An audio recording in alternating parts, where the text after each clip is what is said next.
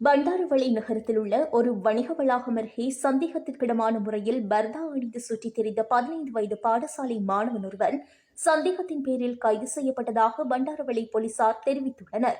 சம்பவம் தொடர்பில் மேலும் தெரிய வருகையில், கைது செய்யப்பட்ட மாணவன் அத்தலப்பட்டி பகுதியில் உள்ள பண்டாரவளை நகரத்தின் பதஞ்சியில் உள்ள ஒரு தமிழ் பாடசாலையில் படிக்கும் 15 வயது மாணவன் என்று தெரிவிக்கப்பட்டுள்ள அதே நேரம், தாயார் அனுப்பிய பணத்தில் பர்தா வாங்கிய மாணவன் அவர் பாடசாலையில் நாடகம் மற்றும் அரங்கியல் பயின்று வரும் நிலையில் மேலும் ஒரு இளம்பெண்ணாக பல சந்தர்ப்பங்களில் நாடகங்களில் தோன்றிய மாணவர் என்றும் விசாரணைகளில் இருந்து தெரிய வந்துள்ளது.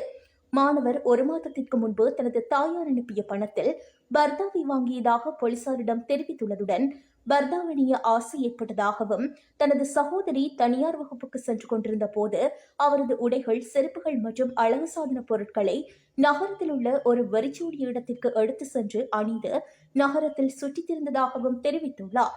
அவரது தாயும் தந்தையும் வெளிநாட்டில் உள்ளனர். மேலும் மாணவர் தனது சகோதரியுடன் தனது பாட்டி வீட்டில் தங்கியிருந்ததாக தெரியவந்துள்ளமையும் குறிப்பிடத்தக்கது.